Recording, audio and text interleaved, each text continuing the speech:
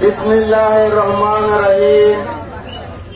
আমার প্রিয় করইতলাবাসী, বারবার নির্বাচিত মাননীয় প্রধানমন্ত্রী, মাটি ও মানুষের নেত্রী, দেশ নেত্রী বেগম খালেদা জিয়া আমাদের এই চলমান আন্দোলনের অন্যতম সিপাহ সালার জননেতা জনাব তারেক রহমান এবং বৈষম্য বিরোধী ছাত্র আন্দোলনের পক্ষ থেকে আপনাদেরকে জানাচ্ছি বিপ্লবী অভিনন্দন ও সালাম। প্রিয় নেতৃবৃন্দ, আমি কিন্তু আজকে বক্তৃতা করতে আসি না।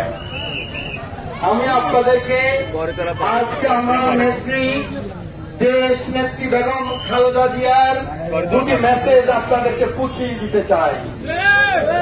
আমার নেত্রী সেদিন টেলিভিশনে মাত্র 2 মিনিটে যারা শুনেন নাই, আমি ওনাদের জন্য আরেকবার বলতে চাই। উনি বলেছেন,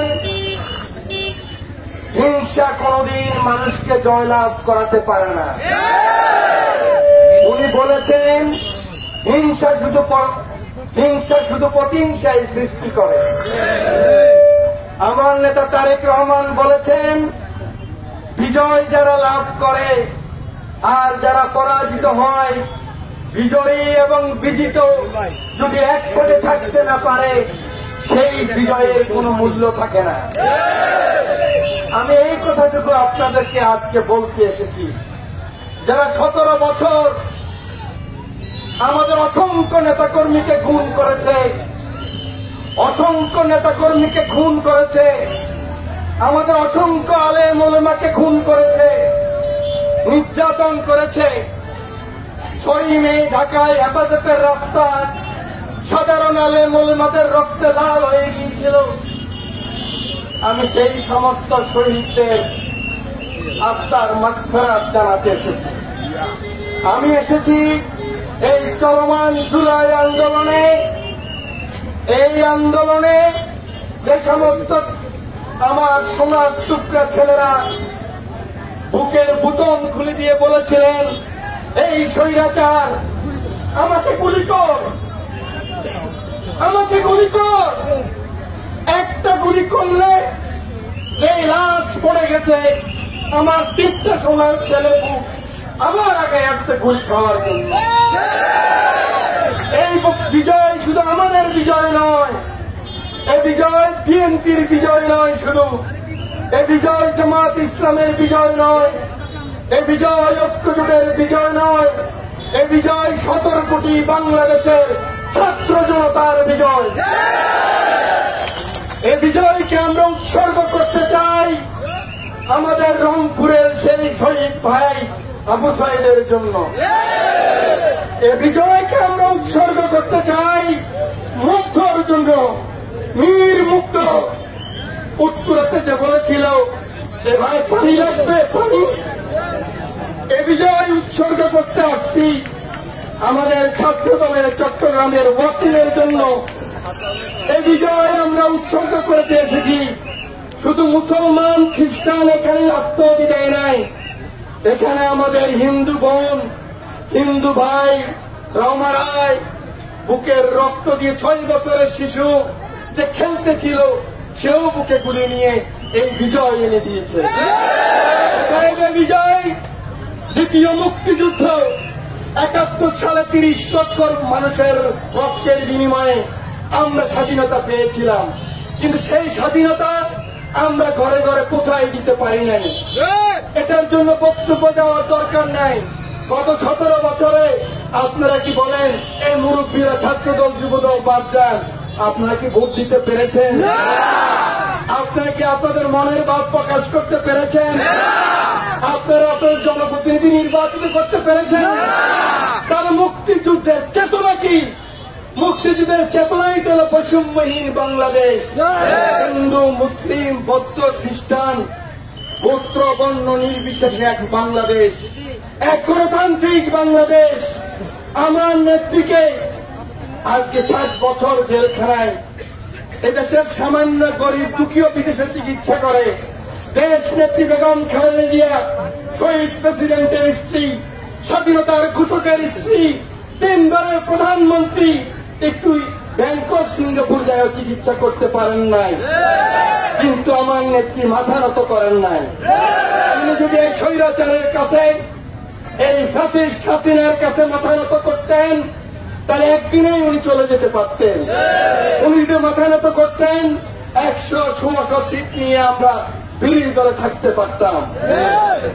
কিন্তু দেশ নেত্রী বেগম খালেদা জিয়া সবসময় বলতেন, আমার বিদেশে কোনো জায়গা নেই, আমার কোনো ঠিকানা নাই, আমার ঠিকানায় বাংলাদেশ, আমার ঠিকানায় 18 কোটি মানুষ। উনি প্রমাণ করেছেন গত 8 বছর দুঃখে দুঃখে মৃত্যুর মুখে গিয়েও উনি স্বৈরাচার ফ্যাসিস্ট আওয়ামী লীগের কাছে মাথা নত করে নাই। আপনাদের মনে আছে এই 14 সালের আন্দোলনে এই করইতলা বাজারে আমাদের কত ছেলে ক্ষতিগ্রস্ত হয়েছে।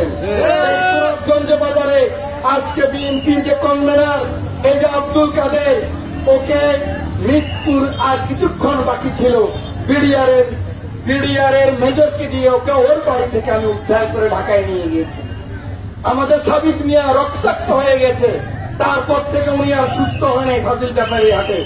আমাদের গিয়াসউদ্দিন ডাক্তার আর ঘুরে দাঁড়াতে পারে নাই, আমাদের ফয়েজ ডাক্তার আর ঘুরে দাঁড়াতে পারে নাই, আমাদের অসংখ্য ছাত্র যুবক নেতা শিবিরের অনেক ছেলে নিহত হয়েছে, আহত হয়েছে, ওরা কিন্তু আর ঘুরে দাঁড়াতে পারে নাই। কিন্তু আজকে আমি একটি কথা আপনাদেরকে বলতে চাই, আবার সেই কথা, আমরা কিন্তু হিংসা দিয়ে হিংসা প্রতিষ্ঠিত করতে চাই না। আমরা এই দেশ থেকে আবার পালিয়ে যেতে চাই না। বাংলাদেশের মানুষের এই করইতলার ব্যবসায়ী, করইতলার হিন্দু, করইতলার মুসলমান, করইতলার জেলে, কৃষক, রিক্সাওয়ালা, বাস ড্রাইভার, বাস কন্ট্রাক্টর, আমার যাত্রী ভাই, সকলের যে আকাঙ্ক্ষা একটা সুখী সমৃদ্ধশালী বাংলাদেশ, একটি বৈষম্যহীন বাংলাদেশ, সেই বাংলাদেশের জন্য আমরা বারবার লড়াই করে যাব, আমাদের জীবনে আত্মহতি দিব, কিন্তু স্বৈরাচারের কাছে আমরা আর কখনো মাথা নত করব না। এই স্বৈরাচার আবার যেন ফেরত না আসতে পারে, এই জন্য আপনাদেরকে পাড়াইতে হবে। আমি তোরাবগঞ্জ বাজারে বলেছি, আপনাদের জান মালের নিশ্চয়তা আমরা দিয়েছি, কি 17 বছর আমাদের লোকের প্রতি যে অন্যায় করেছেন, সাধারণ জনগণের প্রতি যে অন্যায় করেছেন, অন্তত কিছুদিন হলো আপনারা লুকিয়ে থাকেন। কেউ আপনাদের বাড়িঘর ফুটতে পারবে না, আপনাদের থেকে মারতে পারবে না, খুন করতে পারবে না, আপনাদের কোন ছেলে মেয়ের অত্যাচার করতে পারবে না, কিন্তু বাজারে উঠে আগামী 1-2 মাস অন্তত হাত নাড়ি কথা বললেন না।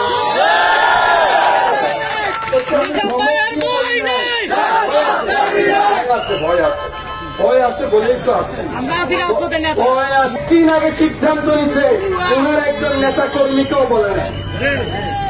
এই আওয়ামী লীগের হাজার হাজার লক্ষ লক্ষ নেতা কর্মীরে সাগরে ভাসিয়ে দিয়ে উনি কিন্তু ওনার ভোটকে নিয়ে পালিয়ে চলে গেছেন।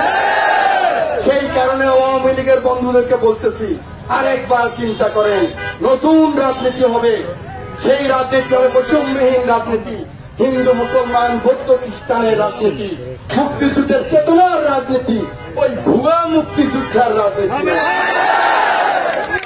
আমি বীর মুক্তিযোদ্ধা, আমার নাতিপুতি বীর মুক্তিযোদ্ধা, সেই রাজনীতি নয়।